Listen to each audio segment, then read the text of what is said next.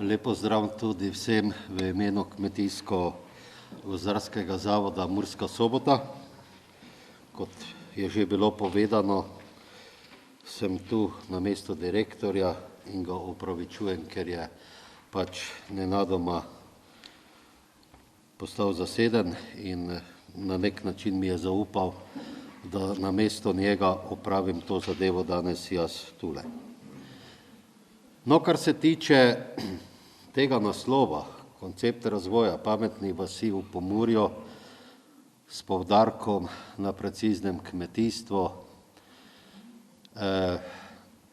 bi se jaz postavil mogoče 100 let nazaj, ali takrat nismo imeli pametnega kmetijstva, pametnih vasi, jih imamo zdaj, ali pa za to finančno perspektivo, jaz mislim, da tudi takrat smo imeli pametne ljudi, pametne vasi, tudi pametno kmetijstvo, vendar tistemu cajtu primerno glede na razvoj.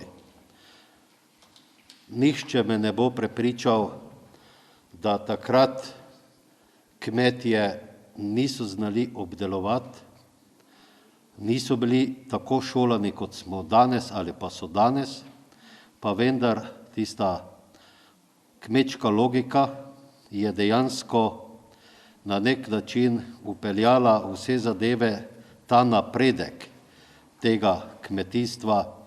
In če pogledamo za časa Marije Terezije pedološke analize, ki še i dan danes uporabljamo, izvirajo iz tistega cajta, pa nismo imeli, oziroma takrat niso imeli vse te tehnike, kot jih imamo danes. Se pravi, imeli, ali pa takrat so že bili izredno pametni ljudje, so znali, kako kmetovati, so poznali zemljo in vse te zadeve. Zdaj, kar se tiče Pomurja v zdajšnjem sodobnem cajtu, lahko rečem, da je prišlo do neverjetnih korenitih sprememb. Pred 30 letmi so komaj prišli računalniki, Commodore, tisti stari oziroma črno-beli ekrane, o Windowsih ni bilo govora. Ne, Franc, na fakulteti nismo imeli računalništva, nismo vedeli o računalništvu popolnoma nič, pa smo diplomirali na fakulteta. Se pravi, v zadnjih 30 letih je dobesedno ta tehnologija neverjetno napredovala. V vseh porah gospodarstva so se tudi vse te tehnologije vključile, seveda tudi tu ni izostalo kmetijstvo. In lahko rečem, da dan danes predvsem starejša generacija kmetov težko to vrstne zadeve spremlja, kajti vse gre v neki smeri digitalizacije, računalništva, nekih sodobnih aplikacij, vodenje evidenc v nekih sodobnih aplikacijah in tako dalje. In lahko rečem, da imamo na podeželju dejansko tudi določene probleme, predvsem tudi tam imajo mladi kmetje težave, kjer dejansko tudi ni signala. Mi se moramo zavedati, ne samo na območju Goričkega, v nekaterih predelih ni signala, tudi v Prlekiji, tudi v tem štajerskem koncu, ko se pelješ, dejansko ni signala in takrat uporabljati vso to digitalizacijo, sodobne tehnologije, pametne telefone in tako dalje je seveda tudi problematično. Normalno, da smo v tem sodobnem cajtu, če gledamo tam leto 2005, imeli na območju Pomurja 9500 kmetij, ki so vlagale subvencijske vloge. Danes oziroma v lanskem letu 2019 smo jih imeli 6700. pa to še je lažni podatek. Zakaj?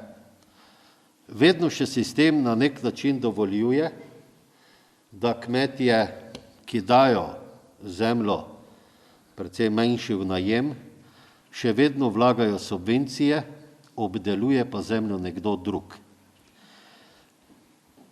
Torej, ko bo prišlo tu do adakta, do rešitve, da več tovrstnih zadev ali pa te zadeve ne bodo sprejemljive, ocenjujem, da se bo število subvencijskih vlog na območju Pomurja še zmanjšalo za enih 1500 prav gotovo.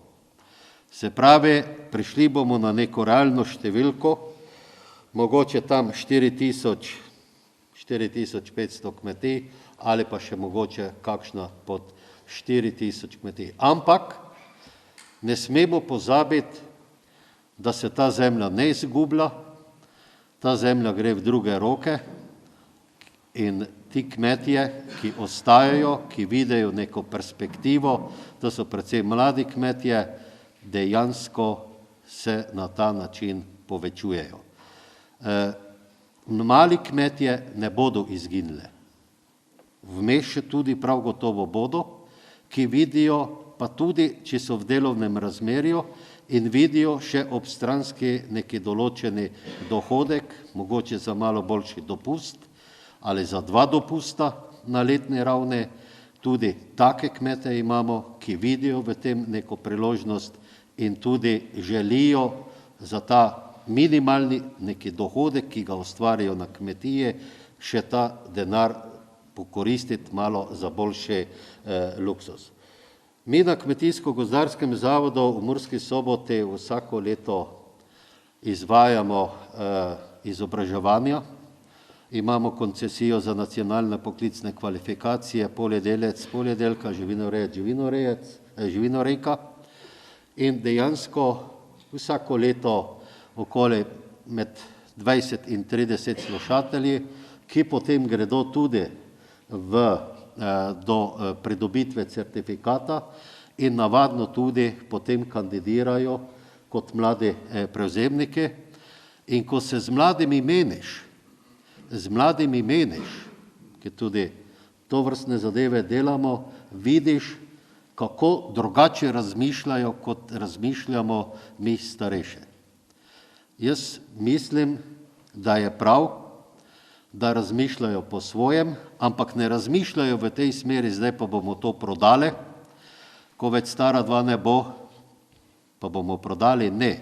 Imajo 90% vmes ima mladih neko vizijo razvoja, sam osebno se z njimi pogovarjam, vizijo razvoja svoje kmetije in tudi stavijo na dopolnilne dejavnosti, tudi stavijo na živinorejo, malo drugače, kot so njihovi starši. In tu vidim jaz določeni problem potem, da ti določeni starši tudi težko sprejemajo malo drugačnost, drugačno razmišljanje dejansko na tej kmetiji in tu potem prihaja malce tudi včasih do konfliktov med starejšo in pa to mlajšo generacijo. Na območju Pomurja v tem kmetijstvu, ki ga imamo, nič ne zaostajamo za Slovenijo, z digitalizacijo nič za Evropo. Moram priznati, da na območju Pomurja se kar ta orodja, IKT orodja, se pravi ta sodobne informacijske in komunikacijske tehnologije, robotika, merilne opreme, razne senzori, tipala, izredno uveljavljajo na kmetijah. Moram priznati, da dejansko vso to tehniko in to predvsem mlajša generacija teh prevzemnikov začne uporabljati, ki jih dobijo tudi na razpisih, ampak tu postaja en določen problem. Problem v tem, ker se ta orodja nadgrajujejo, izboljšujejo, tu pa potem več posluha države, ne bom zdaj govoril o ministrstvi, posluha države več ni, da bi tudi subvencionirala oziroma imela v razpisi možnost nadgradenj. Poglejte, mi imamo na področju živinoreje že robote za molžo. Jaz sem bil leta 1995 na enem usposabljanju v Holandiji, pravimo, da je to najbolj razvita, kmetijsko razvita dežela na svetu. In jaz sem na tistem inštitutu prvič videl, kako so razvijali robot za molžo. Jaz sem se samo nasmejal. Tega pri nas prav gotovo nikdo ne da. Mi smo doma še imeli takrat 7 krav, pa smo zelo dobro živeli na naši kmetiji, na Štere. Zelo dobro živeli, kaj pa to ne bo nikoli pri nas šlo v promet. Poglejte, danes imamo 100 robotov za molžo na območju Republike Slovenije. Lahko rečem, da kar nekaj leteh je tudi na območju Pomurja. Ampak tu se pojavljajo potem vprašanja, ker so robotika znanost na področju digitalizacije zelo hitro napreduje, se nadgrajuje in imamo težave, da država na nek način ne sofinansira ali pa ne razpisuje v razpisih možnost nadgradenj starih robotov. Ni mus, da takoj moraš potem novega kupiti. Veste, da ti robot za molžo je opremljen z senzorjem, krava je opremljena z senzorjem, ki na osnovi količine mleka, ki ga da, dobi potem krava tudi tisto krmilo, da jo stimulira robot, da jo pomolze, ampak tu gre v smeri raznih čipov in tako dalje, tu se zadeve nadgrajujejo, tudi se nadgrajuje zadeva, kar se tiče analitike, robot tudi analizira mleko, pošilja na pametne telefone, v te podatkovne baze, potem ta zadeva roma na kmetijski inštitut v obdelavo, tu pa imamo potem v nadaljevanju prav gotovo velike težave. Če smo zdaj že pri živinoreji, lahko rečem, da naše kmetije se opremljajo dobesedno tudi z to tehniko, z senzorji, kar se tiče spremljanja pojatvenega ciklusa, imajo tudi zdaj že drone v hlevu, da točno lahko vsako minuto v kuhinji, v dnevni sobi spremljajo, kaj se v hlevu dogaja, lahko ugotavljajo, lahko vidijo, katera krava se dobesedno gone, lahko vidijo frekvenco gibanja živali, kolikokrat preživa, zdravstveno stanje lahko ugotavljajo preko te digitalizacije, potem spremljajo ketoze, acidoze, tudi danes so ti droni opremljeni z tovrstnimi zadevami, tako da potem klimatske pogoje, koncentracija amonijaka, ki je nujno potrebna, da se analizira, ker v hlevu vemo, kaj amonijak lahko pomeni. Tako da na teh področjih, na področjih živinoreje, zadeve neverjetno hitro napredujejo in tu vidimo, da predvsem mlajša generacija ljudi, teh prevzemnikov, to vrstne zadeve dojema, obvladuje te pametne telefone in hvala Bogu, da je temu tako. Tudi na področju rastlinske predelave, Franc je rekel, da ima sadovnjak, eden ima, oziroma ščerka ali sin ima sadovnjak, on ima gorice in tako dalje. Tudi na tem področju neverjetni veliki napredek. Danes imamo v Sloveniji že kmetije, ki z droni spremljajo napad škodljivcev, spremljajo, analizirajo napad z boleznimi te vinske trte, sadnega drevja, potem, da ne govorimo o tej škropilni tehniki, ki se je neverjetno posodobila. Danes imamo 35 različnih antidriftnih šob, ki dejansko onemogočajo zanašanje leteh pesticidov in tako dalje. In seveda potem imamo različne senzorje, ki iz dnevne sobe spremljajo dejansko glede potreb namakanja, ko koncentracija vodikovih ionov dejansko v tleh pade, se vklopijo črpalke in seveda se zemlja na nek način namoči. Tako da z drone spremljajo tudi poškodbe, zdaj ko smo imeli te zmrzale pred 2-3 letmi nazaj spremljajo poškodbe od mrazov, od pozeb, poškodbe od divjade spremljajo z drone in jaz sem imel en primer, taki primer možnosti videti tega slikovnega materijala. Nobena komisija, ki gre na ogled, tega ne vidi, kar vidi dron, ki je opremljen z kamero in slikaaparatom, ki vidi od zgore navzdol. Tam vidiš dejansko, kje so na tistem gerku največje poškodbe. Nobena komisija, ki hodi po tleh, to vrstni zadev ne more na nek način ugotoviti. In seveda, da ne bom predolgi, jaz bi rekel tako, to pametno kmetijstvo, če ga že tako imenujemo, ima seveda veliki potencial za doseganje bolj produktivnega in pa, kar je zelo pomembno, ekonomičnega kmetijstva.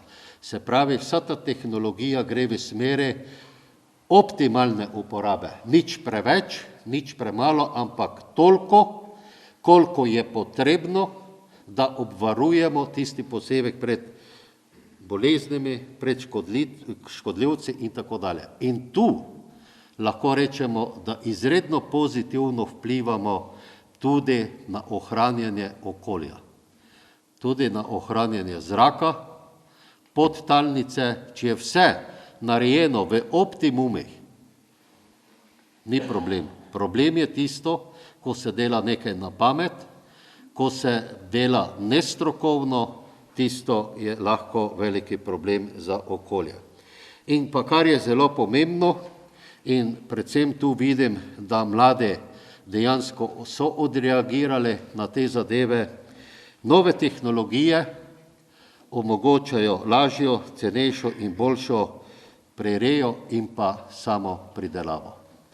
Imamo danes že pametne traktore, imamo te pametne telefone in ti mladi kmetovje dobesedno določene podatke, ki jih morajo voditi, evidence, že v traktorski kabini na pametni telefon, dejansko preko pametnega telefona se preko teh aplikacij povežejo, sporočijo podatke glede vseh aktivnosti, ki jih seveda morajo tudi voditi. In pa, kar je zelo pomembno, na koncu koncev gre tudi za večji nadzor nad varnostjo hrane. Varnost hrane mora biti dejansko na prvem mestu in jaz mislim, da te sodobne tehnologije prav gotovo peljejo zadeve v tej smeri. Hvala lepa. Dovolite, da vam predstavim na kratko našo kmetijo, moje delovanje oziroma našo delovanje celotno, tako da jaz bom malenkost krajši, kako so moji predhodniki bili, ampak je to bom pravo v bistvu povedati. Glavna naša kmetija je kmetija s tradicijo, katera sega v letu 1875, od tistega leta kmetujemo, nahajamo se v naselju Vučja vas, v občini Križevci pri Ljutomeru, v pokrajini ob reki Muri. Tukaj v bistvu je naša kmetija, kjer je opremljena z veliko infrastrukture, veliko kmetijske mehanizacije, vse v bistvu na kmetiji strmimo k preciznemu kmetovanju, v bistvu delamo predvsem delamo na kakovosti, čistoči in urejenosti. To nam je tisto, kar nam je zelo pomembno. Ekološko kmetovanje, v katerem smo, nam predstavlja sonaravni način pridelave hrane in tudi je to osrčje našega kmetovanja. Naša kmetija je vključena v shemo ekološkega kmetovanja, saj se zavedamo pomembnosti ekološkega kmetovanja tako za zdravje nas ljudi, kot za zdravje vsega našega okolja. Tudi kolobar je pomemben, katerega se tudi zavedamo, zato delamo na tem, da ohranjamo rodovitnost tal in skrbimo za obnovo tal, no, v bistvu skrbimo za to. Na naši kmetiji pridelujemo 13 različnih kultur, to so žitarice in oljnice, katere predelujemo v različne moke, kaše, kosmiče, testenine, olja, tako da v bistvu se s tem ukvarjamo. Imamo tudi živali, katere se veliko gibajo, vse je prosta reja tista edina, katera nam zagotavlja v bistvu, da lahko pozneje dobimo kvalitetne mesne izdelke in jajca. Leta 2018 smo ustvarjali lastno blagovno znamko Bieko in odprli tudi trgovinico na domu z ekološkimi izdelki in lokalnimi proizvodi. V tej trgovinici prodajamo svoje lastne proizvode, kakor tudi proizvode drugih lokalnih proizvajalcev.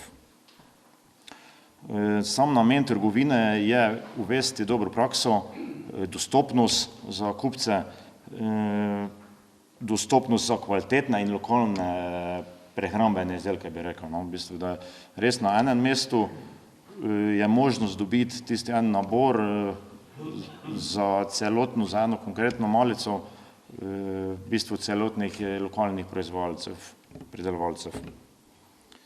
Zaenkrat mi je uspelo povezati 12 kmetij, 10 iz lokalnega območja in 2 iz zunanjega, iz širšega okolja, bomo rekel.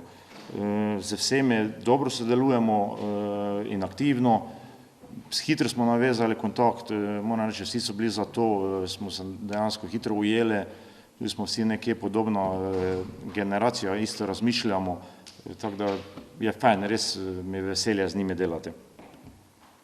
Pri vsem tem je pomagala povezanost domačega in družinskega okolja, kajti vsi člani kmetije, kateri smo doma, živimo sicer razširjeni družine, starša pa midva z ženo in 2 otroka, smo povezani, vsi pristopamo skupaj k opravilom, v bistvu na kmetiji sodelujemo, skupaj si načrtujemo, izvedemo tudi tiste cilje, sprobamo doseči skupaj in seveda na koncu uživamo sadove vsega našega dela. Ne. Tako da tu še glede povezovanja, mogoče kakšno povem, povezovanje je dejansko tisti, ki je osrednji aspekt mojega prizadevanja. Tukaj mi prinaša res veliko pozitivnih učinkov, tako na socialno okolje, kot udejstvovanje posameznih sodelujočih v različnih združbah socialnih. Je res, če pogledamo, Slovenija je majhna dežela in brez povezovanja mislim, si težko uspešno. V bistvu, če se povezuješ, je bistveno lažje, vsaj v mojem primeru, tako je boljše, si bolj uspešen lahko.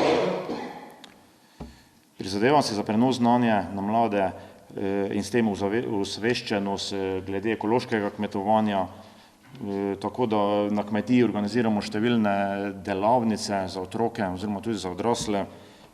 Sodelujem tudi v mentorskem sistemu, saj si prizadevam, v bistvu, oziroma mi je pomembno povezovanje med mladimi kmetovalci. No, to v bistvu je res prihodnost, povezovanje, da moje znanje in izkušnje lahko preneseš na mlade kmetovalce in s tem seveda prikrajšaš oziroma v bistvu prihraniš čas in stroške za naprej. Seveda vsem tem promoviram poklic kmeta, dvigam njegovo priljubljenost in samozavest. Mogoče še pred 2 leti nazaj v bistvu sem jaz bil zaposlen v gospodarstvu, sem mogoče ni bil tako aktiven v samem kmetovanju oziroma ampak ni tako kot zdaj recimo intenzivno. Moram reči, da sem veseli, da sem v bistvu naredil ta preskok, sem šel v kmetovanje oziroma da sem se doma ustvaril delovno mesto in je to res ena svetla luč zdaj pri meni, kjer mi daje res dodatni zagon, energijo, v bistvu tudi predvsem to, ko stranke pridejo nazaj, ko so dovoljne, rečejo, ko te pohvalijo, to je tisto, kaj ti da neko motivacijo za naprej.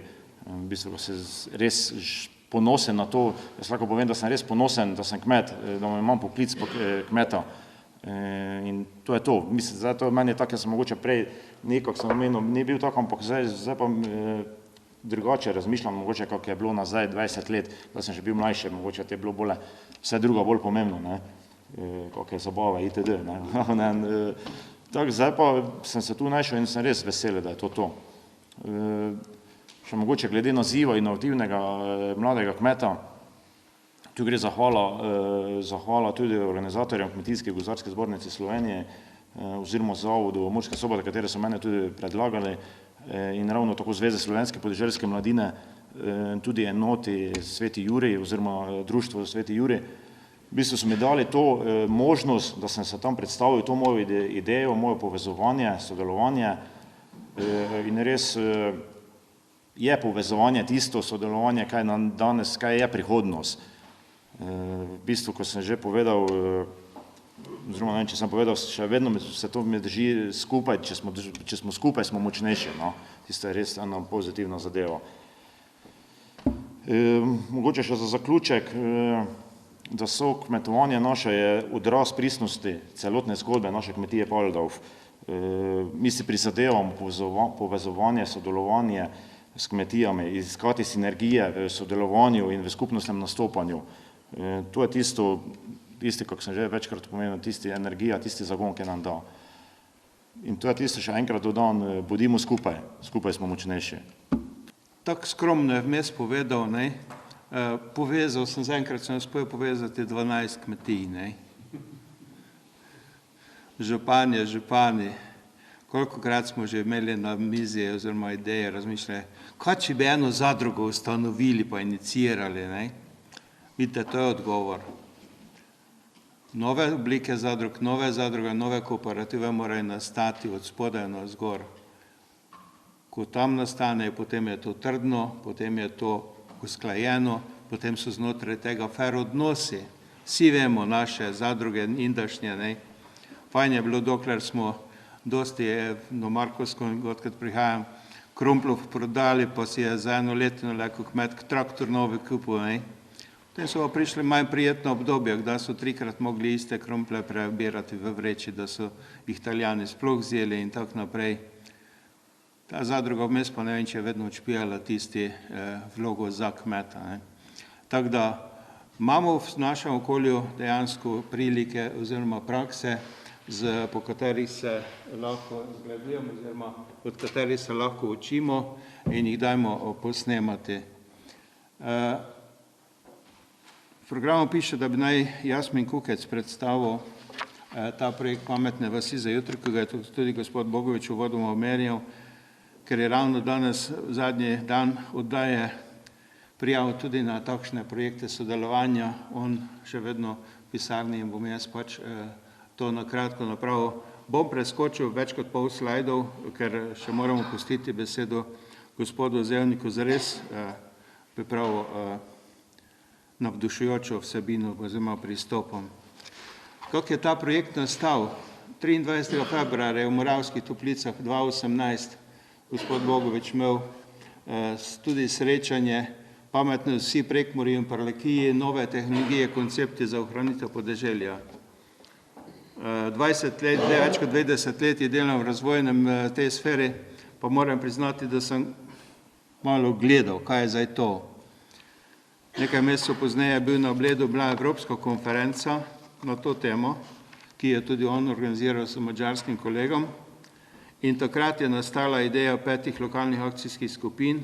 Kaj pa, če bi mi probali nekaj od tega vsaj malo nekako pilotno razviti, da ne bodo vsi pravili, to na Finskem, v Skandinaviji lahko laufa pri nas, pa še ne. In tako je prišlo do te ideje, da se je povezalo 5 lokalnih akcijskih skupin, Posavje, Obsotelje in pa 3 pomurske, se pravi Goričko, Las pri dobrih ljudeh, ki predstavlja dolinski del in pa Las Prlekija. Pristop je ta, da se izvede nekaj, se pravi, da zdaj, če čist konkretno za Las Goričko povem, partnerji pri tem delu so krajevna skupnost Martjanci, Korenika Šalovci in pa občina Šalovci. Limit po lasu, prijavitelji so lahko samo lokalne akcijske skupine in pa seveda nosilci in pa potem lahko so tudi vsi drugi činitelji, partnerji. Kot rečeno, pristop je bil izvesti v teh 5 območjih nekaj pilotnih aktivnosti. In sicer ena vsebina so tako imenovani večgeneracijski prostori, srečevanje oziroma prostori za druženje, medgeneracijsko druženje.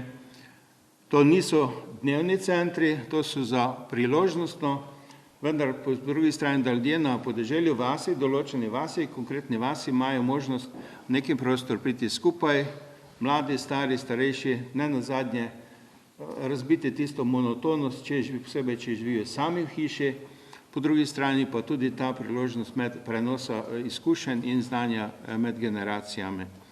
To v veliki meri lahko nadomesti za ljudi, ki so pokretni, ki so samooskrbni, to socialno izključenost in potem, se pravi, so vedno še vključeni več dogajanja, več komunikacije v vasi, v svoji skupnosti in ni potrebe po domskem varstvu ali pa dnevno-varstvenih centrih. Obe obliki, te institucionalni, sta zelo zahtevni in pa tudi dokaj dragi.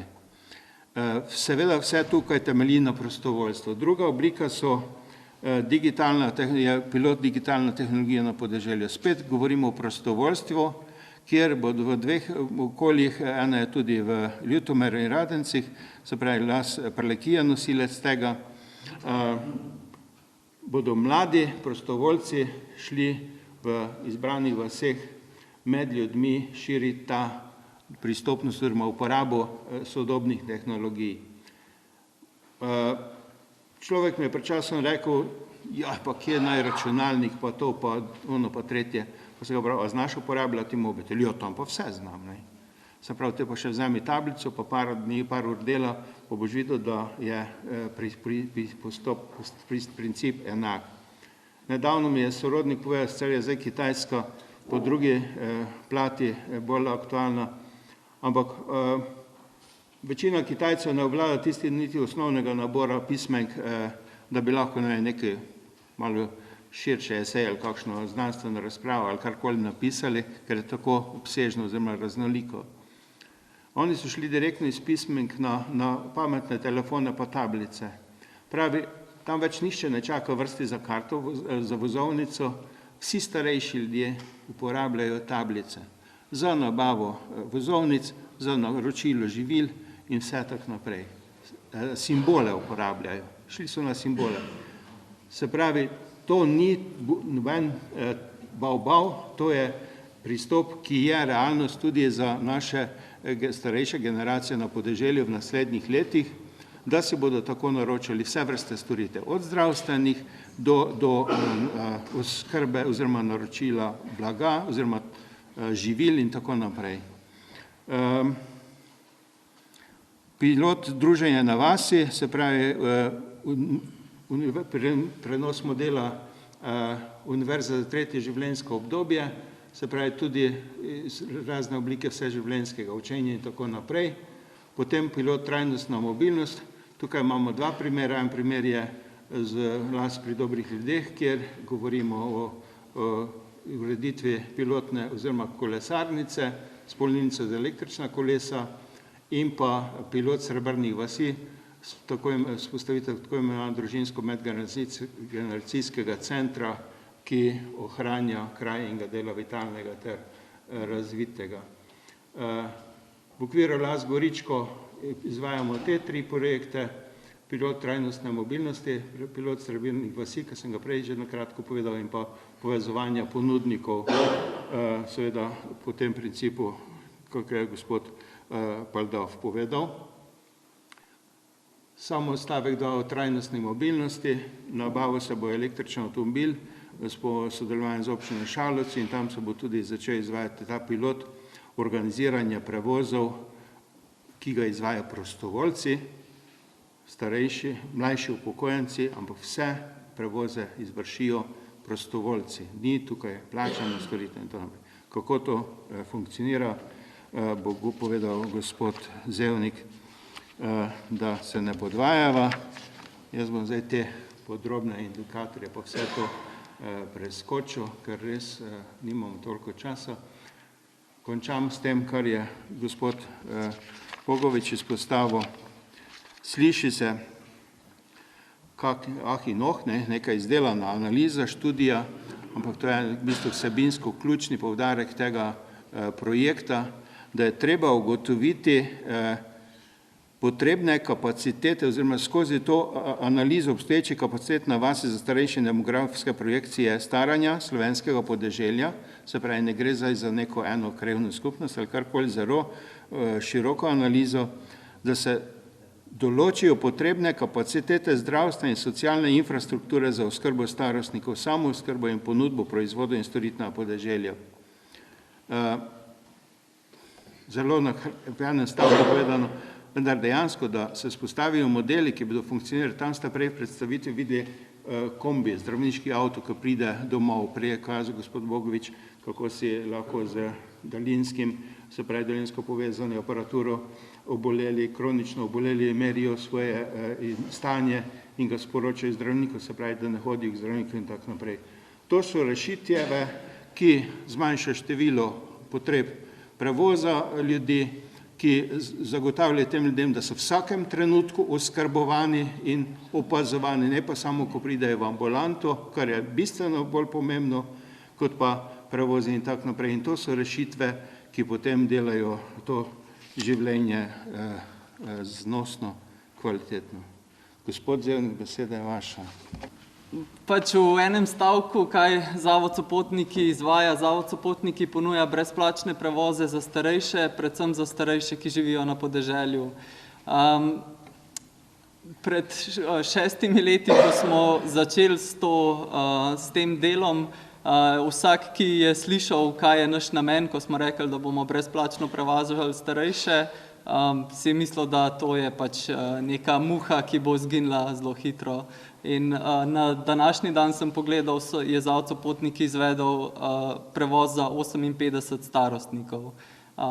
To se pravi, ta storitev se je iz ene zelo lokalne pobude, bom malo več kasneje povedal, kako je nastalo, razvil pač v eno model, zagotovil en model delovanja, ki funkcionira trenutno v 15 slovenskih občinah. Tukaj še nekaj statistik, trenutno 2250 starostnikov redno naroča te prevoze, same prevoze pa izvaja preko 200 aktivnih voznikov prostovoljcev. Naša zgodba se je začela v bistvu tako, kot je prej gospod opisal, kako se trenutno rojevajo dobri projekti od spodaj navzgor. Jaz sem se po študiju preselil v Brkine, to je zelo nerazvito področje, tam na področju občin Divače, Hrpelj, Kozine, potem sega tudi proti Ilirski Bistrici in Pivki. In pač jaz službo imam v Ljubljani in se dnevno oziroma vsaj 3-krat tedensko vozim na tej poti in zelo hitro so iz vasi, v katero sem se priselil, prišli starejši s prošnjo, če jim lahko na poti kaj pripeljem iz trgovine oziroma če jih lahko peljem do Divače, ki je prvo mesto. In to je bil en tak moment, ko sem v bistvu videl, kako zares težko je živeti v vasi, če nimaš lastnega avta oziroma lastnega prevoza. Vemo, da javnega prometa po podeželju praktično več ni, trgovine in druge storitve pa se umikajo v mesta in starostniki so tisti, ki najbolj občutijo to stanje. In za nas je bilo to, da, ne vem, ko smo spoznali te zgodbe, da ne vem, čakajo cel teden, da jih obiščajo otroci, vnuki in jim pripeljejo osnovne potrebščine, pri tem, da so starostniki povsem zdravi in živijo samostojno, to se nam je zdelo, da je nekaj zelo narobe. In mi smo začeli uporabljati izraz, da so starostniki na podeželju postali ujetniki svojih domov. In zato smo se, bom rekel, takrat organizirali, vrgli zelo na glavo v to zgodbo, ustanovili zasebni zavod, neprofitno organizacijo.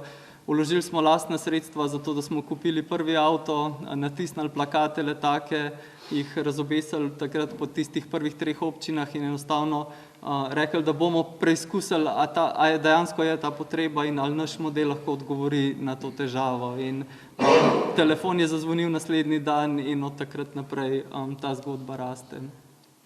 Situacija, ki sem jo opisal za področje Brkinov, ni nič kaj zelo specifična.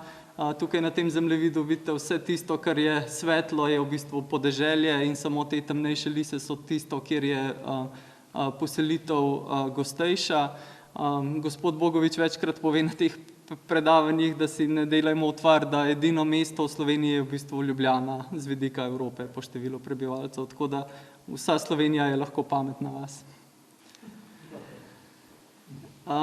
Kako naš sistem deluje? V bistvu vsi prevozi so naročeni vnaprej. Mi v vsaki enoti, ponavadi je to občina, kjer vzpostavimo to storitev, vzpostavimo neko telefonsko številko in starostniki pokličejo in povedo, kdaj imajo opravek, povedo, če pri tem potrebujejo spremstvo, pomoč in povedo, kdaj pričakujejo, da bodo zaključili. Mi to zavedemo v naš sistem, pri čemer ta oseba, ki vnaša te rezervacije, v bistvu daje zelo velik poudarek na tem, da če se le da prevoze organizira na tak način, da jih združuje, da lahko to storitev ponudimo čim večjemu številu ljudi, ker če se le da poskušamo peljati več ljudi hkrati.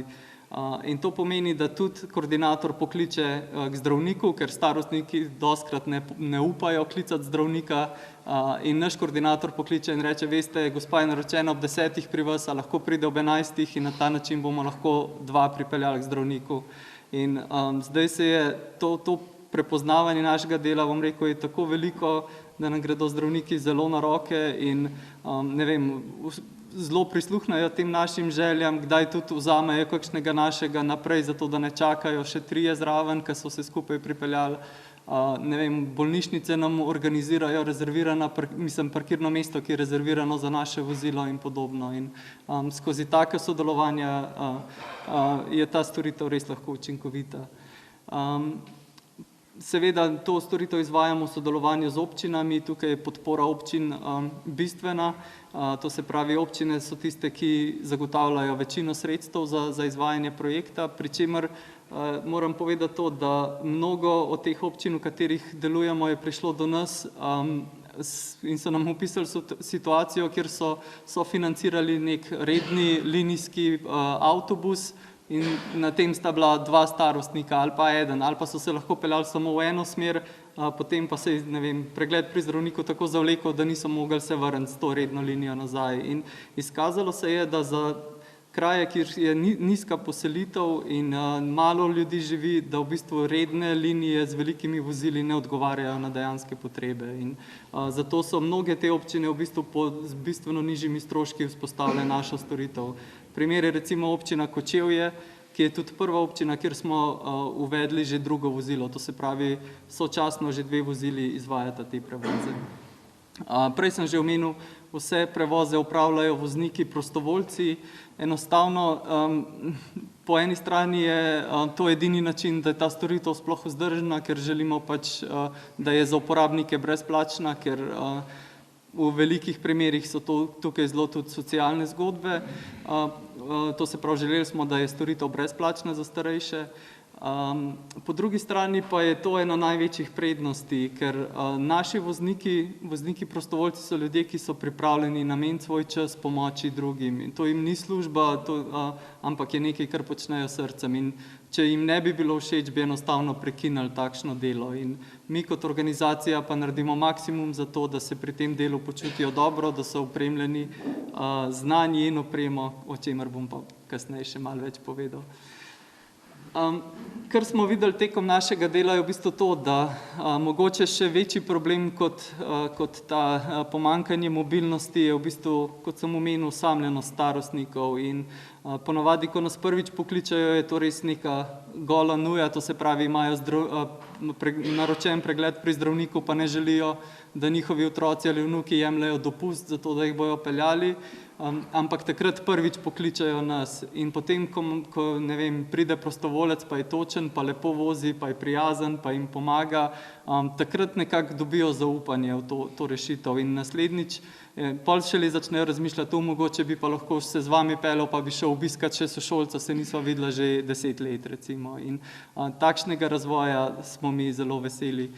Vedno povem to, tam, kjer smo začeli po Brkinih in Krasu, je bil eden prvih prostovoljcev arheolog in ko je on vozil, je vsem razlagal, da tam je bilo gradišče, kako so kamni postavljeni in potem so se te starejši spomnili, da ko so pasali tam krave ali ovce, da so se igrali po tistih kamnih in ta občutek sprejetosti, ki so ga deležni starostniki, je nekaj, kar jim prinese res neverjetno veliko in to jih v bistvu upogumi, da so še aktivni, da se še lotijo česa novega.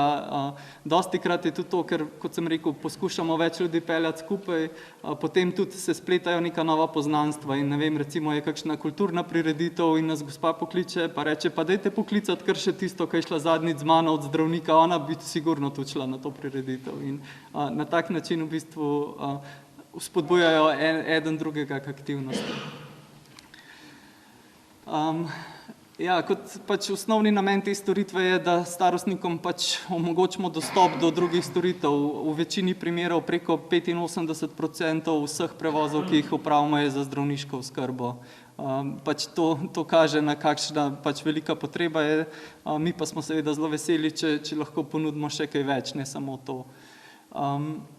Storitev omogoča starostnikom, da dlje živijo na svojem domu, kar jim zelo veliko pomeni. Mnogi, kot je bilo rečeno, niti ne želijo v domove in predvsem jih razbremeni tega občutka, da so v breme svojim otrokom in vnukom.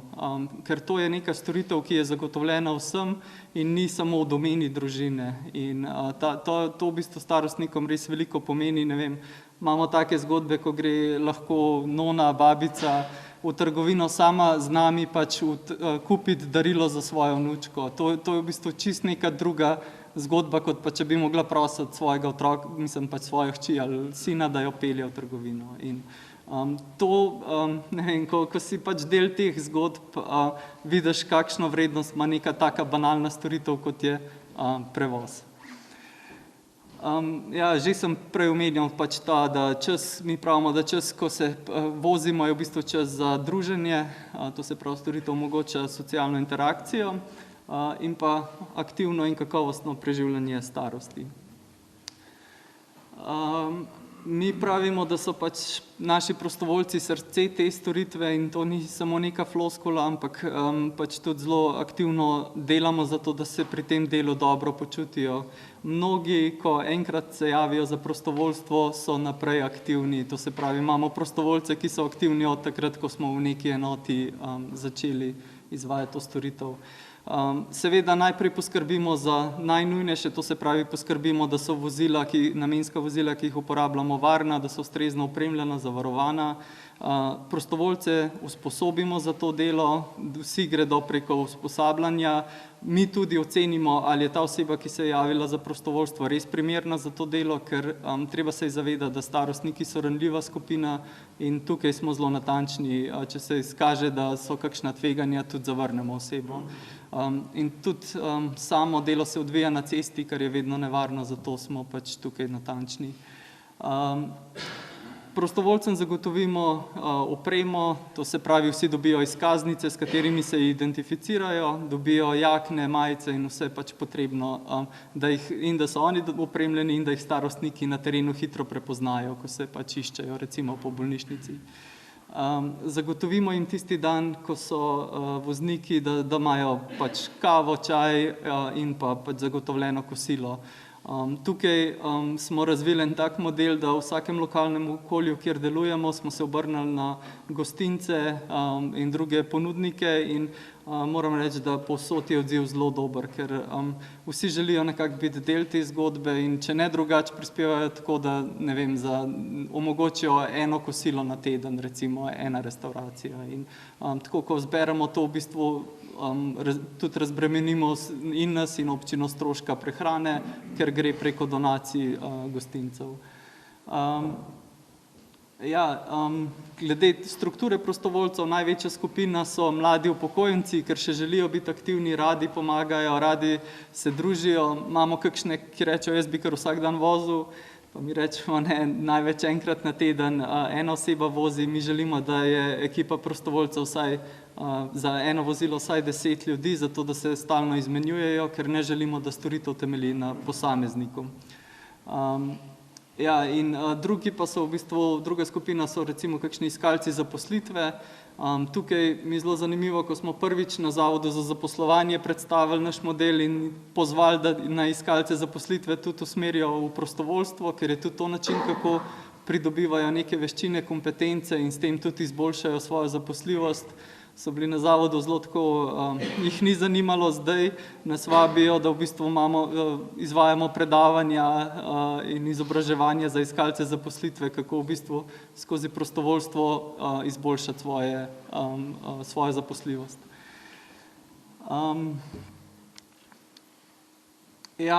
Mogoče se sliši v bistvu vse zelo preprosto, da pač pokličeš, rezerviraš prevoz in nekdo te pride iskat. V ozadju je v bistvu kar zelo močna informacijska infrastruktura. Jaz profesionalno sem iz tega sveta in recimo mi smo začeli na Krasu in Brkinih in naslednja enota, ki smo jo ustanovili, je bila v občini Sevnica, kar pomeni čez celo državo. In če ne bi imeli v bistvu tega sistema, ki nam je omogočil in koordinacijo in pač samo podporo tem procesom, ki jih imamo, bi bilo to zelo težko. Tako pa vedno vemo v vsakem trenutku, ne vem, katere prevoze imamo, katere uporabnike, kdaj moramo biti kje in podobno. Kar smo še videli, da je en velik plus, razvili smo lastno mobilno aplikacijo, ki jo uporabljajo vozniki.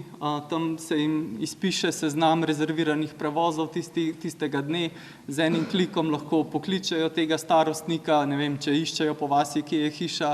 Z enim klikom lahko pokličejo lokalnega koordinatorja, če imajo kakšno vprašanje, in pa z enim klikom odpirajo navigacijo do mesta, kjer starostnik živi ali pa do kamor se odpeljejo. S tem smo bistveno olajšali navigacijo, ker predtem smo uporabljali Garmine in je bilo treba ročno vnašati tiste naslove in pol so se kakšni starejši prostovoljci kdaj zmotili in jih je peljali v napačno vas ali pa še kam dlje. In mi je zanimivo, ker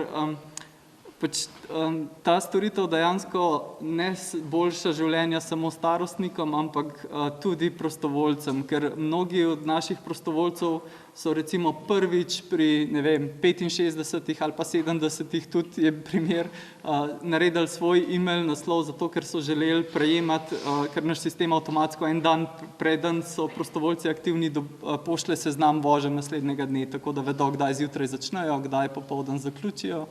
In mnogi so šli v tečaj računalništva na univerzo za 3. življenjsko obdobje zato, da so dobili vse veščine, zato da so lahko aktivni prostovoljci, ker jim to toliko pomeni. In to tudi zelo obogati življenje teh prostovoljcev. To je nekaj prizorov pri izvajanju storitve, tole iz občine Litija.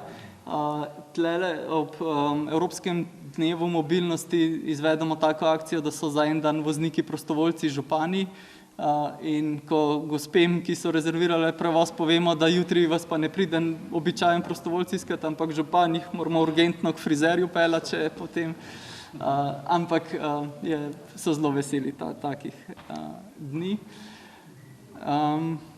To je iz občine Ankaran, to je ena najmlajših in najmanjših občin slovenskih in mi smo bili zelo tako skeptični, ali je res potreba v tako majhni občini in moram reči, da smo zelo presenečeni, ker v bistvu vsak dan izvedemo po 5, 6 ali več prevozov, tudi v tako majhni občini. Tole iz občine Krško, kjer storitev izvajamo v sodelovanju s Centrom za socialno delo Krško. Tam je bilo prepoznana ta storitev kot neka komplementarna rešitev pomoči na domu. To se pravi za tiste starostnike, ki so še dovolj vitalni, dovolj sposobni, da so lahko sami aktivni, ni potrebe za pomoč na domu samo zato, ker nimajo prevoza, ampak lahko to rešijo sopotniki. Kot sem rekel, če starostniki, ko naročijo prevoz, povedo, da potrebujejo spremstvo, jim tudi to omogočimo. Tukaj je šla naša prostovoljka z gospo v trgovino. Je pa pravilo, da ničesar ne delamo na mesto starostnikov. To se pravi, mi jim pomagamo, peljemo voziček, jim pomagamo usmerjati, nikoli pa jih ne pustimo v avtu, da bi mi na hitro skočili v trgovino, ker namen je, da nekako nudimo podporo starostnikom, da so samostojno aktivni.